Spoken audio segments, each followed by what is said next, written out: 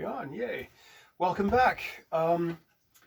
This is kind of interesting. This is actually, it's really interesting, particularly since I just found a pin which had migrated inside. That was totally unscripted, and that reminds me again of my first master when I was early in my apprenticeship. Saw me using pins because I pin things up because I'm left-handed. He never told me to stop using it, but he also told me that he made it quite clear that if he ever heard of a customer finding a pin that I'd left in a garment, he would stand there and watch me eat it.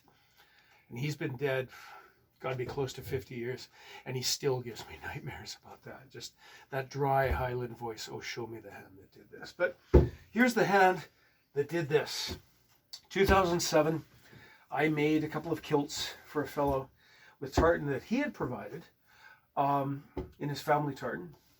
And it's not Dalgleish, but it's pretty freaking close. This is archive cloth that he brought over from Scotland. Pardon me, I'm just getting my tape measure. And it evidently was from the days when there were more than one mill making material with a proper kilting selvage. But here it is. He came to me a week ago. Today, he came to me Saturday, less than a week. And he has an important family event coming this Friday, day after tomorrow. And he'd found, after not wearing his kilt for a while, puts it on, finds out that it shrank. Wool does shrink, yeah, but yeah, so some years have passed. So I got him to come by. He lives some distance off, but he made it by. And we saw that the kilt had to be let out some 4 inches. Which isn't bad for, 17 years, I think, since I made it. So what I've done is, as we can see here, you can see this basting line that I've left, that I've put in the front apron, and bastes in the inner apron. Those represent the original width of the aprons, right? As I've mentioned elsewhere, there's the minor alteration where we move a strap, maybe move a buckle. There's the intermediate alteration where we increase or decrease the width of the aprons, which is what we're seeing here. And there's the advanced, the profound alteration where I take it completely apart and rebuild it. Fortunately, I didn't have to do that. I just had to open the aprons, which is why I consider it so vital that we have deep apron pleats, and that the outside edge of the apron, outside apron, is folded like this rather than being cut and then sewn to a piece that's just folded over. I keep seeing that. So it's quite easy. I took off the top. Well, it wasn't hard. It was just a lot of work. I took off the top band. I unpicked the aprons. I pressed it flat. I discovered that I'd signed the work back in 2007, and he was charmed by that. He hadn't seen that. So press the pleats out of the aprons, let it dry. And again, the reason why I've learned to baste it is because I can make all the chalk marks I want, but the iron is going to remove them, aren't they? So put the basting in so that starting to reassemble the kilt, starting with the inside apron. Now it was plus 4 inches, so therefore 2 inches on either side of the apron, easily made up for by the cloth that we have in reserve. But again, I've learned quite a bit. Going through this kilt, there was nothing that made me shudder and say, oh, thank goodness I don't do that anymore. And there's some things that I've improved upon, but there's only one thing I'd really correct, and I'll come to that in a minute. One thing I do now is that I make the inner apron a little bit wider than the outside by about 1 inch or so. And that's so when the strap is in place, we don't have a gap between the edge of the kilt and the buttonhole, which can cause a pinch. So this is a little bit wider. And I'm leaving these in so when he comes tomorrow to pick it up, I can basically have this presentation to him to show him what I've done. Same thing on the outside apron. Now, because of reasons, I've made it a tiny bit asymmetrical. You can see only by about 1/4 inch or so, but you can see that the dark portion here is slightly wider than the dark portion there. But that's because we also have about 1.5 inches of fringe, right? So if you're going to be persnickety and say, you know, those two are different. It doesn't matter on the individual because we have that fringe that's making up the balance. Now the one thing, so yeah, so did the apron, new canvas.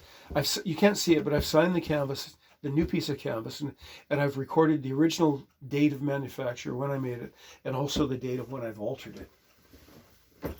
The one thing that I don't do anymore, which I'd noticed, is when you look at this kilt, if you're counting the pleats, you'll notice that the back line isn't completely centered on the front apron.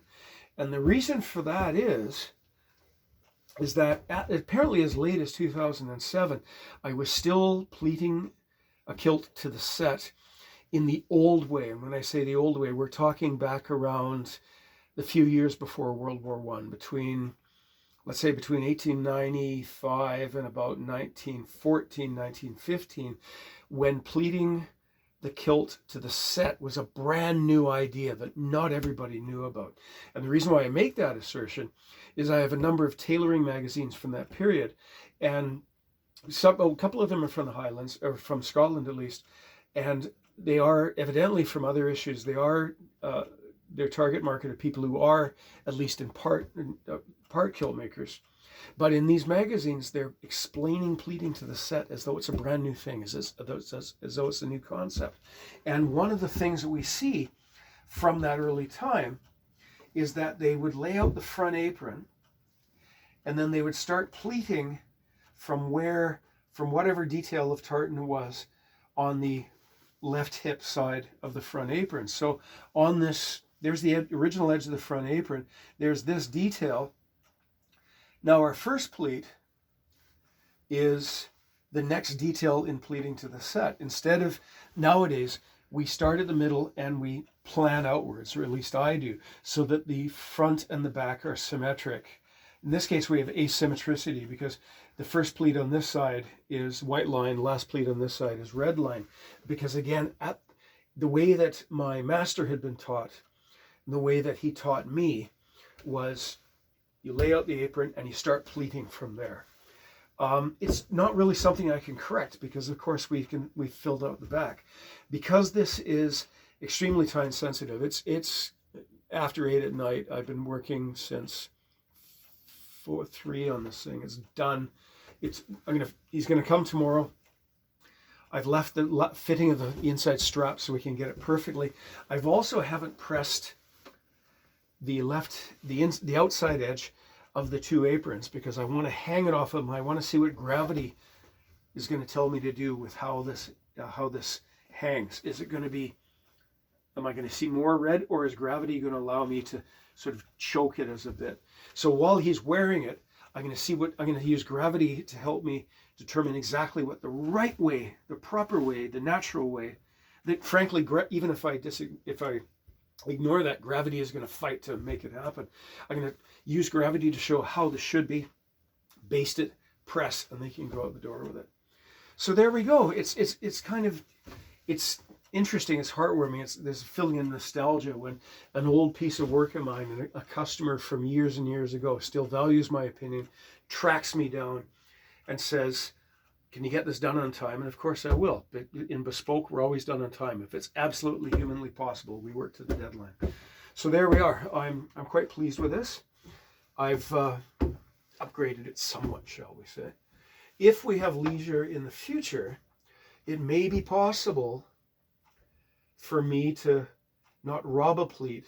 Well, it might be possible to see if I could add or subtract pleats from the side because we still have a bit of reserve of cloth there, right?